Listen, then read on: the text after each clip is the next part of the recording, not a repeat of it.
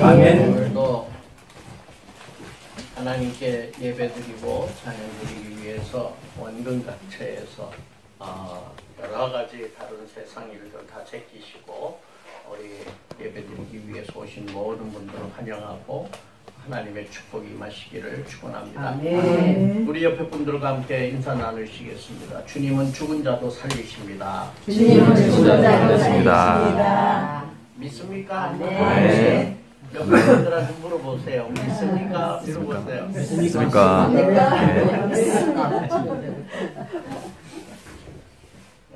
이 공간복음이라고 하는 마태, 마가, 누가, 요한 이 복음서 중에 죽은 자를 살리신 이 표적이 3번 나타납니다.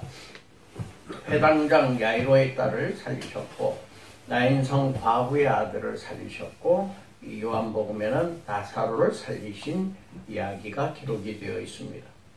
이 나사로라는 분은 예루살렘 근처 동네 베단이라고 하는 곳에 두 자매와 같이 살고 있는 오빠입니다.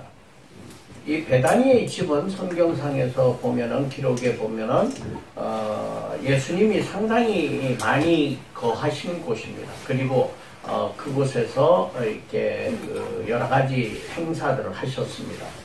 우선 베다니 집에서 여인이 마리아입니다. 나드 향유, 나드라는 향유를 예수님 몸에다 붓고 머리칼락으로 발을 닦아드린 그러한 곳이었고 또 예수님의 최후의 만찬을 준비한 것도 바로 이 베다니입니다. 그리고 예수님이 세례 받으신 것도 베다니입니다. 요한복음을 우리가 쭉 공부하고 있습니다만은 요한복음상에서 보면 우리가 점입가경이라 그러죠. 점점 갈수록 심해집니다. 처음에는 물로 포도주를 만드시고 38년 된 병자를 고치시고 나면서부터 장님된 자에게 눈을 뜨게 하시고 5,000명에게 보리떡 5덩어리와 물고기 2마리로 5,000명을 먹이시고 그죠? 믿어지지 않는 이러한 기적들을 예수님이 하나님의 아들이라는 것을 보여주시기 위해서 우리에게 나타내십니다. 그리고 죽은 자를 또 살리시는 주님의 모습을 우리가 볼 수가 있습니다. 아니 태어나면서부터 눈이 멀어서 눈을 못 뜨고 있는 맹인을 고쳐주신 것도 우리가 못 믿는데 죽은 자가 살았다. 참 믿기 어려운 일이라고 생각합니다. 여러분들 믿는다고 말씀을 하셨지만 마음속으로는 아마 정말 사실 있었던 일일까? 라고 의구심을 가질 수도 있습니다. 일부 학자들은 그러한 의구심에 편승해가지고 이거는 죽은 자를 살리신 주님은 사실과도 같다. 이거는 과장된 스토리다 라고 얘기합니다. 그러나 인간의 이성, 생각을 가지고 하나님은 우리의 생각을 초월한 초자연적인 분이십니다. 우리의 생각으로는 상상할 수 없는 능력과 힘을 가지신 분이시고 이 천지 만물을 창조하신 분이신데 무슨 일인들 못하시겠습니까? 그런데 우리 인간의 짧은 생각, 이런 생각을 가지고 하나님을 그립니다. 예수님을 그립니다. 예수님은 요 정도야. 하나님은 요 정도야. 인간의 생각이라고 하는 걸 우리가 이제 학술적으로는 그런 바운더리라고 이제 얘기를 하는데 자기의 생각의 테두리가 한계가 있습니다. 그 생각을 넘어설 수가 없습니다. 사람마다 또 그 한계는 큰 사람도 있고 적은 사람도 있습니다. 그런데 이런 한계를 넘어서서 모든 인간이 가지고 있는 가장 큰 생각을 할 수 있는 사람이라고 하더라도 하나님 앞에 가면은 예수 그리스도 앞에 가면은 진짜 이 새끼손가락 끄트머리도 안 되는 그러한 정도밖에 되지 않는다는 겁니다. 그런데 그러한 생각을 가진 사람이 자기의 한계를 가진 사람이 하나님 그려놓고 요 정도는 아닐 거야 라고 단정짓는다는 것은 교만이고 자기 자신을 과대평가하는 그러한 옹졸한 생각이다 이렇게 우리는 볼 수 있습니다. 믿을 수 없는 일을 하신 주님을 바라보고 우리는 어떻게 믿어야 하는가? 여러분들이 믿습니다 라고 말씀하신 그 마음속에는 하나님의 은혜가 있는 것입니다. 우리가 하나님의 은혜가 아니고는 어떻게 죽은 사람 살렸다는데 이걸 믿을 수가 있습니까? 이건 믿어지지 않는 것입니다. 내 생각을 가지고 믿어질 수가 없는 거죠. 여러분들 북한에서 우리 김일성이가 그 신격화되어 있다 그러지 않습니까? 김일성 죽고 나서도 아직 살아있다고 그래요. 그리고 신격화가 됐어요. 그래가지고 신처럼 군다. 대동강물을 갖다가 낙엽 하나 탁 띄워가지고 그걸 타고 건너왔다는 거예요. 믿어지십니까? 근데 믿는 사람들이 있어요. 믿는 사람들이 있어요. 박태선이라고 하는 전도관을 만든 사람이 신앙촌도 만들고 돈도 많이 벌었죠. 그래서 사이비 종교 2단 종교인데 이런 사람이 발 닦은 물로 사람들이 먹으면 위장병이 낫는다. 속병이 낫는다. 그래가지고 발 닦은 물 먹게 했어요.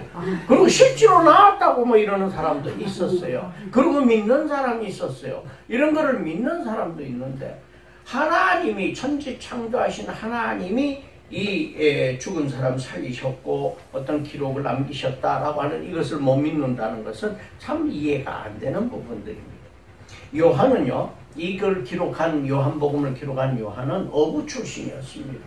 어떻게 보면은 상당히 좀 무지한 사람입니다. 배움이 없었습니다. 그 종교 지도자들처럼 뭐 많은 그 배움을 가진 사람도 아닙니다. 그런데 이러한 사실들을 기록한 예수님을 신이 아닌데 신으로 만들기 위해서 기록을 했다. 이거는요, 김일성이를 저기 장강도에 있는 어디 그 어부 한 사람이 김일성이를 우상화시키기 위해 가지고 그 낙엽 하나 타고 대동강물을 건너는 신화를 만들었다 라고 얘기하는 것과 같습니다. 그게 가능한 일입니까?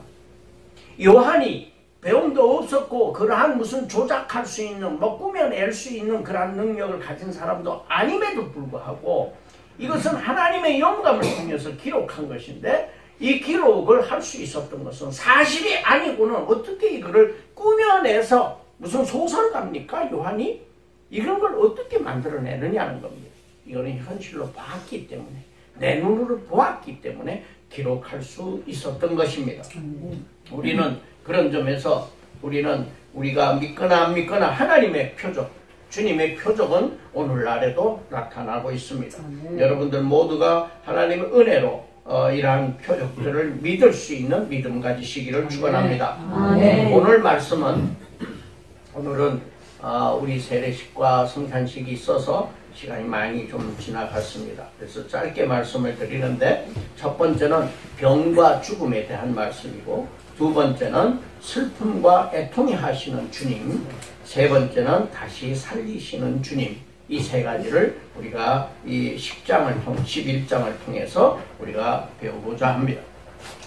스토리는 이제 예수님께서 아주 친하게 지내신 그 나사로라고, 그래서 주님이 여기 사랑하는 자, 그리고 친구 나사로라고 표현을 하십니다. 친구로 표현을 하세요. 그 친구가 잠들었다, 죽었다, 이렇게 이제 얘기를 하고 있는데, 그 여동생이 마리아이고, 이 마리아는 예수님께 향유를 부은 사람이고, 언니 마르다는 요리를 참 잘하는 사람이에요. 우리 전도사님처럼 요리를 참 잘해가지고, 예수님이 오시면은 다 요리를 하고, 마리아는 예수님 밑에 탁 받치고 앉아가지고 말씀 듣고, 마르다는, 그런데 신앙 깊이를 보면, 마르다가 훨씬 기뻐요. 처음 요리하면서 예수님 하시는 말씀을 직접 못 듣지만 귓등으로 듣고 다 그걸 믿었던 겁니다. 우리 전도사님의 믿음 같습니다. 그런데 주님의 이 병이 죽을 병이 아니라 잠을 잔다 이렇게 얘기를 했거든요. 그거는 왜냐하면 하나님께 영광 돌리기 위한 병이기 때문에 잠시 잠들었다라고 이제 표현을 하신 겁니다. 그리고 이 표적은 특별히 예수님께서 죽었다가 다시 부활하실 거라고 하는 그 상징적 의미를 가지고 있습니다. 첫 번째, 병과 죽음에 관한 이야기입니다. 하나님의 아들의 영광을 위해서 병을 주시기도 한다, 하나님께서 하는 겁니다. 나사로의 병을 고쳐주심보다도 죽은 자를 살려내시는 것이 훨씬 더 다른 사람들이 이 주님의 능력이 하나님 아들임을 믿게 하려고 했던 것입니다. 왜 그리스도인도 병에 걸리고 또 많은 고통도 받는가? 우리 크리스찬이라고 하는 삶도 일반 사람들과 삶이 별반 차이는 없습니다. 단지 그리스도인은 이거를 통해서 하나님께서 선을 이루시는 것을 바라볼 수 있다는 것이 다른 사람들과 다르다는 것입니다. 그리고 체험하고 증거하게 된다는 겁니다. 고난을 통해서 우리에게 능력을 부여하시고 더 깊은 사랑을 우리에게 주시는 것입니다. 겸손한 그리스도의 종, 주님만 바라보는 믿음을 주시기 원하시는 것입니다. 사랑하는 자에게 주시는 고통은 사랑의 고통이고 증거의 고통인 것입니다. 히브리서 12장 5절에서 13절 말씀 여러분들이 나중에 한번 꼭 찾아보시기 바랍니다. 말씀에 하나님께서 거기에 보면은 디스플레인이라는 표현이 나오는데 징계한다라고 이제 하는 표현이 나오는데 이게 해석이 우리나라 말이 잘못됐어요. 징계하는 건 잘못했기 때문에 회초리를 치는 것을 징계라고 얘기하는데 이거는 잘못 해석이 됐습니다. 징계가 아니라 우리를 훈련시키시라고 하는 것이다 하는 겁니다. 우리를 강하게 하시고 이겨낼 수 있게 하신다라고 하는 것입니다. 엘리자베스 퀴블러 로스라고 하는 사람이 쓴 책에서 보면은 이런 글을 썼습니다. 우리가 알고 있는 아름다운 사람들이란 실패를 알고 고통을 겪고 상실을 경험하며 깊은 구덩이에 빠져 길을 찾아 헤맨 이들이다. 이런 고통을 당하지 않은 사람은 아름다운 사람이 아니다라고 하는 겁니다. 그들은 동정심과 따스함, 사랑과 배려로 가득한 곧 삶에 대한 이해와 감수성, 감상의 마음을 지니고 있다. 아름다운 사람들은 우연히 있는 것이 아니다 라고 하는 겁니다. 사람이 고통을 받고 괴로움을 받고 실패 속에 놓여 있고 어두운 가운데 이렇게 이 경험을 했던 사람들은 다른 사람을 이해할 수 있고 그걸 감싸 줄 수 있고 배려할 수 있고 감수성 있는 삶, 이런 삶을 살아갈 수 있다는 것입니다. 이건 우연히 일어나는 것이 아니라 이러한 과정을 통해서 일어난다는 겁니다. 나비가 애벌레에서 번데기가 되고 번데기에서 나비가 허물을 벗고 나오는데 몇 시간의 사투 끝에 그 허물을 벗고 드디어 날아가게 됩니다. 어떤 사람이 보고 이건 너무 불쌍하다. 저걸 빨리 나오게 해주면 좋겠다. 그걸 찢었어요. 찢었더니 나비가 나오기는 빨리 나와서 날개를 폈는데 주저앉고 맙니다. 왜냐하면 나오는 과정 속에서 힘을 이 날개의 힘을 그때 얻는 겁니다. 고통 가운데 있을 때 우리가 날아갈 수 있는 힘을 얻게 된다라고 하는 것을 우리는 기억하시기 바랍니다. 우리가 때때로 고통 가운데 있을 때 주님이 나를 버리셨는가? 나에게 멀리 계시는가? 라고 생각하지 마세요. 주님은 어느 곳에서나 어떤 고통 속에서도 어떤 아픔 가운데도 우리와 함께 계신다는 사실을 우리는 기억하시기 바랍니다. 우리는 인생을 하나님 쓰시기에 적절한 사람이 되게 하기 위해서 그런 고통을 통해서 이 나비처럼 날아갈 수 있는 힘을 주심을 믿고 주님을 바라보시기 바랍니다. 이 퀴블러 로스라고 하는 사람은 그녀는 나비에 대해서 관심을 가지고 장례식 때도 나비를 가지고요.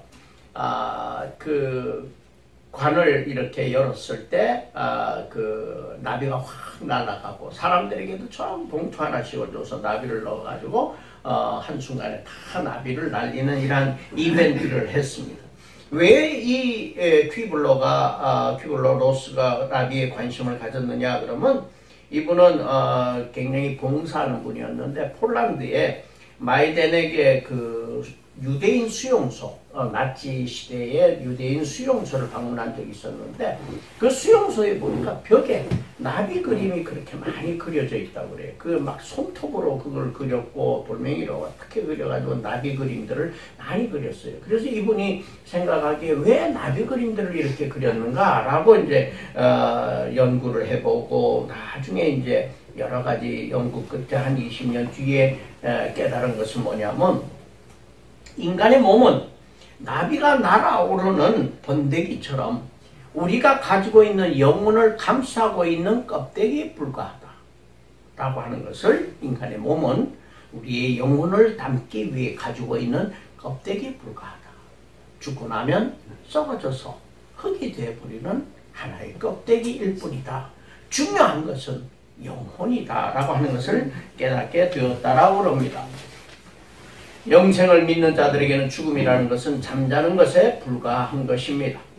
예수님께서 병들었다 하는 소식을 듣고도 이틀 더 머무르신 후에 찾아가십니다. 그러니까 이 마리아와 마르다가 오빠가 돌아가시고 난 다음에 사람을 예수님께 보냅니다. 갈릴리 지역에 계시는 예수님께 보내가지고 예수님 빨리 오십시오. 그랬더니 예수님이 이틀을 더 머물었어요.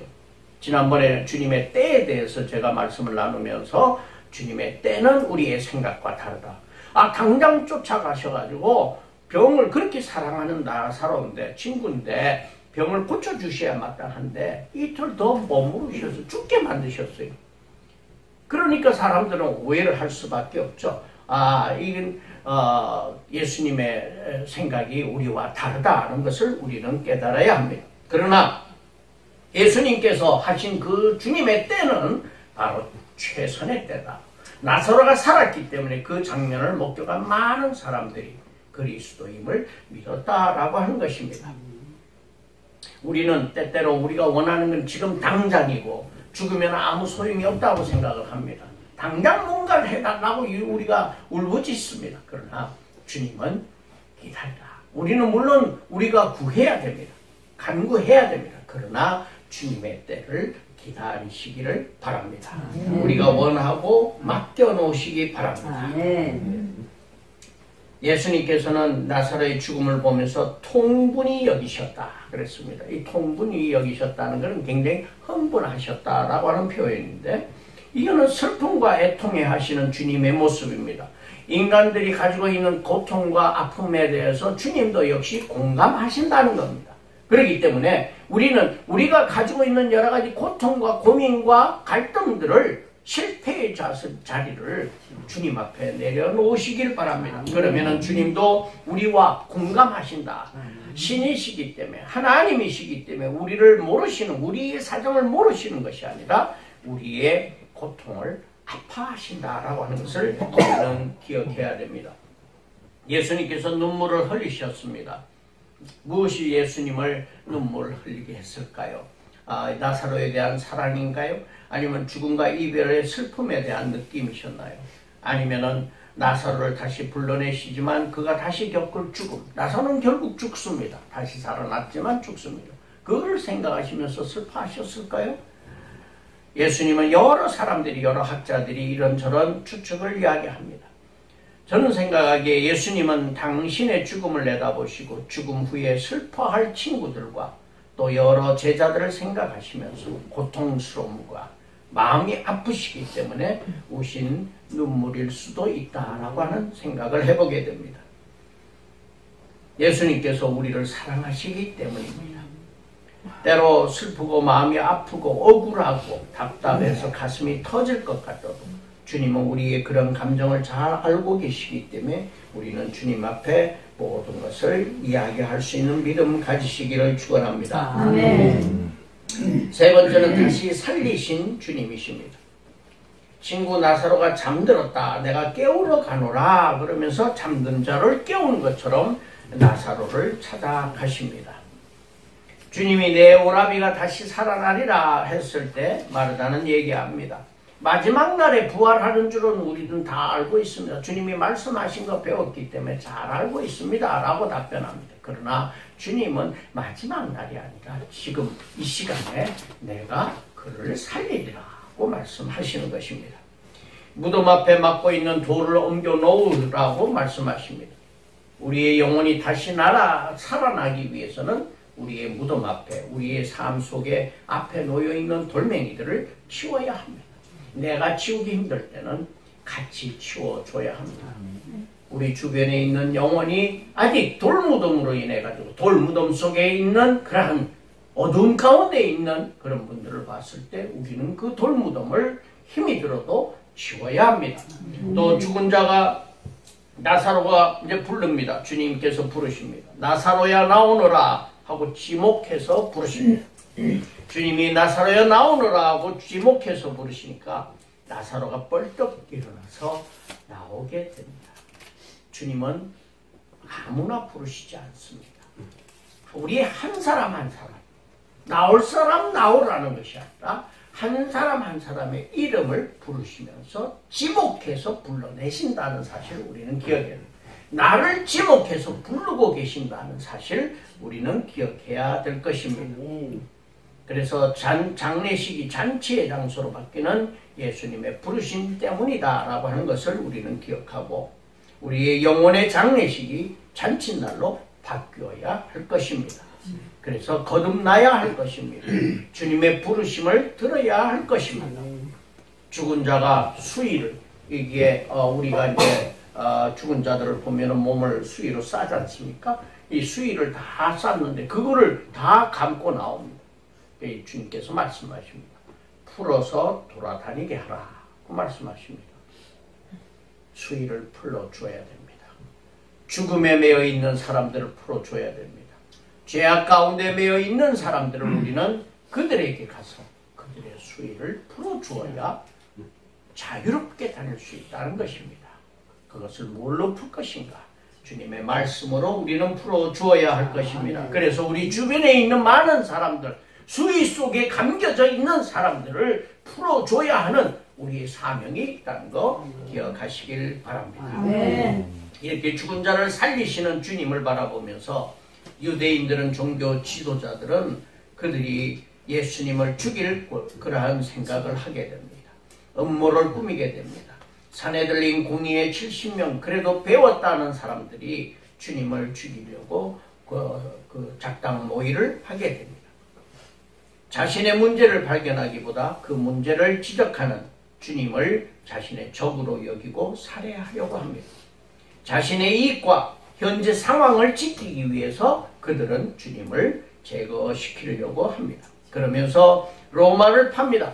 로마가 만일에 주님을 따르는 사람들이 많아져서 힘이 세지면은 로마가 우리를 더욱더 탄압할 것이다. 그렇기 때문에 주님을 빨리 제거해서 우리가 좀 자유롭게 평화롭게 살아야겠다라고 그들은 로마를 팔아서 자기의 이익을 취하려고 합니다. 주님을 제거시키려고 합니다. 그러나 불과 40년 뒤 주 70년에 로마에게 반란을 일으키고 예루살렘과 성전이 완전히 다 파괴되어 버리고 유대인들은 그 땅에 살지 못하고 다 세계로 흩어져서 디아스포라 세계를 돌아다니면서 살아야 되는 아픔을 겪게 되는 것입니다. 세계의 역사는 주님의 때와 섭리 가운데 움직여지고 있으며 주님께서는 오늘도 우리에게 안타까운 마음으로 우리 한 사람 한 사람을 부르십니다. 나사로야 나오너라 하셨던 그 음성으로 우리 한 사람 한 사람의 이름을 부르면서 우리를 죽음으로부터 죄악으로부터 어두운 가운데로부터 나오도록 독려하고 계신다는 사실, 그 주님의 부르시는 음성을 듣고 일어날 수 있는 믿음 모두가 가지시기를 축원합니다. 주님께서 부르시는 음성 들을 수 있는 귀를 허락하여 주시옵소서. 저희들이 영원히 살아나게 하여 주시옵소서. 나사로가 일어났던 것처럼 저희들도 제자리에서 일어날 수 있도록 주님 축복하여 주시옵소서. 예수님 이름으로 기도 올려옵나이다.